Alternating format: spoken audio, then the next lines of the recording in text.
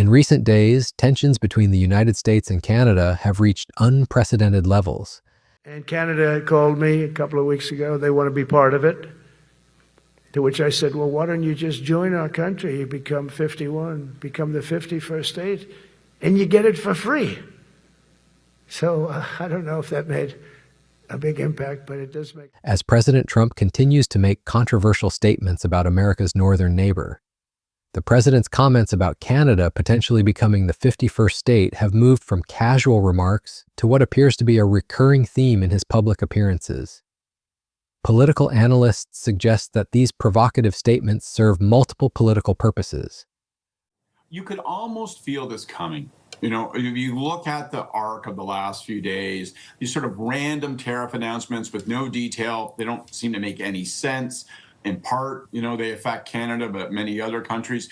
And, you know, standing before all these military leaders, this grand spectacle that looks like something of a sort of tin pot dictator show, you can tell the president wants to boast about his lacking war record. He wants to boast about territorial expansion. So, of course, the 51st state idea comes up. And sometimes you have to wonder if Donald Trump wants to be president of the United States in 2025 or 1825, because between tariffs and territorial expansion, these sound like the agenda of a president from the 19th century.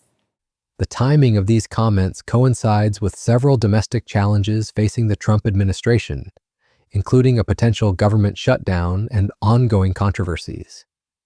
By creating international drama, the president may be attempting to shift public attention away from these pressing internal issues. Canadian leaders are pushing back against this rhetoric with increasing frustration. And you know, President Trump's back at it again. This guy's too much. He's out there back on his 51st state. Again, I'm going to ignore him. I'm going to start focusing with our federal government what we can do to be more competitive, to lower taxes, create the environment and conditions for companies to come here and invest in Ontario. That's what we need to do. Yeah, well, you know, he drives me crazy, and yeah, I'll talk about him, but stop worrying about this guy. Let's start focusing on what we can do as a country, as a province, to attract more companies. We have Vic Fideli, and I always give the guy a shout out because I don't know how the guy does it. One day he's in Germany getting new business, now he's over in England. Provincial premiers and federal officials have dismissed the 51st state comments as distractions from serious trade discussions that need to take place between the two nations. Rather than engaging in public disputes, Ontario is focusing on what it can control. And anyways, do you know what we have to do, folks? I've said it over and over again. Forget about President Trump. The guy drives me crazy. Let's focus on what we can do. How can we create the climate and the conditions and the environment for companies to come in and invest in our greatest people, smartest people in the entire world? Let's create that environment. Let's start putting money back into people's pockets. Put money back into companies. Make it the most competitive area anywhere in the entire world. And our number one selling feature is the people. We have the most talented people in the world, the best quality life in the world, right here in Ontario. So we'll focus on what we can do, and we'll start diversifying our trading partners around the world. Creating favorable business conditions, reducing red tape, and attracting international investment. The province has already cut regulations worth $1.2 billion and saved businesses 1.8 million person-hours of administrative burden. The trade tensions continue to escalate, with new tariffs being announced on various Canadian exports. Yeah, and that's not even a comprehensive list, my friend, because today new tariffs are imposed on Canada. We're going to see duties on softwood lumber increase by another 10%. So that's now over 35%. In a couple of weeks, there are going to be additional tariffs from Trump, sort of randomly under the guise of national security. Because you can imagine on the 14th of October, they're going to introduce tariffs against upholstered couches and chairs. You can see how that would be a threat to the United States security. They must be terrified of all those Canadian wingback chairs coming in across the border. It's a horrifying prospect. We really ought to feel great shame. But look, you put it all together, 51st state coming up again. We've got this government shutdown, so a lot of domestic political pressure on Donald Trump. He's talking about tariffs, now talking about tariffing movies, talking about putting tariffs on pharmaceuticals and drugs. Why? Why is all of this happening? Well, because Donald Trump is seeking to distract from his own challenges. And we become almost the de facto default punching bag for Trump when he needs to make news. He goes back to the 51st state, he goes back to tariffs, and this is the challenge. So 3 words of advice for all of us, certainly for the government: expect more crazy. Because as things get difficult for Trump, he reaches for these tools. He distracts, he puts the blame on others, and he attacks. He attacks countries, ironically, who are his friends, like Canada. Softwood lumber faces a 35% tariff, while upholstered furniture is being targeted under national security pretenses. These measures are already impacting American consumers through higher prices on homes and vehicles. The film industry has become the latest battleground in this trade dispute. U.S. President Donald Trump keeps telling everyone how much he loves tariffs, but it's been a minute since he had new ones to debut. Today, though, he's coming after foreign film industries, including the one in this country, saying he'll slap 100% tariffs on movies made outside of the United States, something Ontario Premier Doug Ford quickly condemned. Well, I disagree with anything that guy says. He drives me crazy. First of all, we built the movie business up to roughly about $3 billion. Our goal is to build it up to $5 billion. So we're going to continue growing, continue investing in the film industry.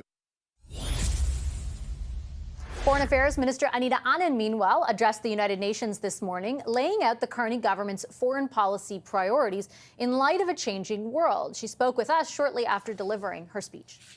Hi, Minister. Pleasure to welcome you back to the program. Thanks for making the time. Thanks, Vashi. Politico wrote this morning that after being in the room for Donald Trump's speech to the UN last night, that you recast the speech that you delivered this morning, which happened just minutes after Donald Trump announced yet another big round of tariffs. This time, 100%, he says, on movies made outside of the United States. Do you know how that will impact Canada? Well, first, I just want to correct the record. I have been writing this speech for a number of weeks, and it is a speech that I drafted on my own. So I'm not sure the source of that particular point in this morning's article that you referred to.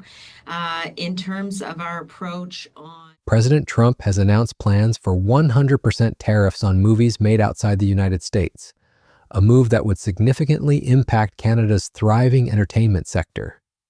British Columbia's film sector represents a significant economic force.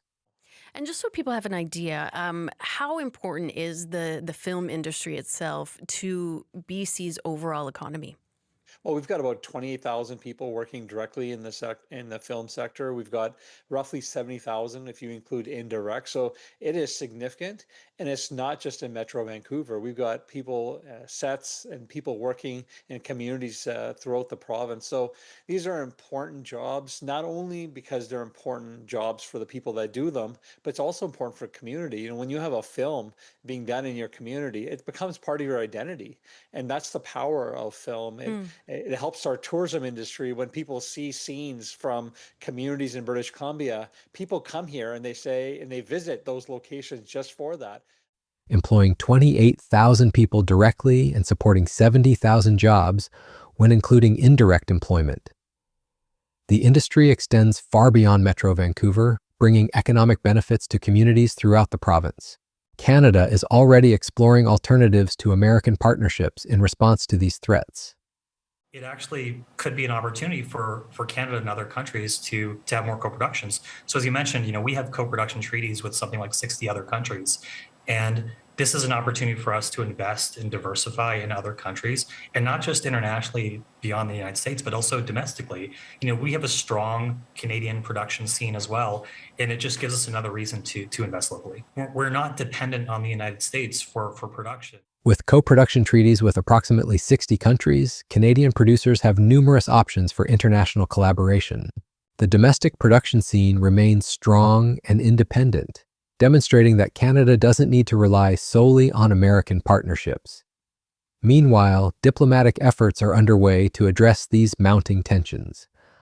All right, good to have you with us here. Breaking news as we follow this story out of Ottawa and out of Washington, D.C. Prime Minister Mark Carney will be heading to the U.S. Capitol next week, Tuesday, to try and find some kind of a trade deal with the United States amid Donald Trump's trade war against Canada. The Prime Minister will be meeting face-to-face with Donald Trump. This will actually be their second meeting since Mark Carney became Prime Minister. The two men are said to get along well. The president is said to like Mark Carney, and that often makes a difference when it comes to Trump and his sort of transactional style of politics. The reality, though, Canada dealing with a trade war through no fault of our own, targeting our steel, aluminum, car sectors, softwood lumber, you name it. Former Foreign Affairs Minister Peter MacKay was on our show earlier talking a little bit about what this meeting might mean and also Donald Trump's continued insults about Canada. High-level meetings are being arranged between Canadian and American officials to find common ground and prevent further escalation of the trade dispute. The economic implications of these trade conflicts extend beyond individual sectors. Canada faces significant fiscal challenges, including existing deficits from previous spending programs and the risk of recession if trade relations deteriorate further. The situation requires careful navigation to protect Canadian interests while maintaining crucial economic relationships. As the situation continues to evolve, Canadian leaders are emphasizing the importance of diversification in trade partnerships. Rather than being overly dependent on the United States market, Canada is actively pursuing opportunities with European and Asian partners who view the country as a stable, business-friendly destination. The coming weeks will be critical in determining whether these tensions can be resolved through negotiation or if they will escalate into a full-scale trade war that could harm both economies. What remains clear is that Canada is prepared to defend its interests while seeking constructive solutions to these unprecedented challenges.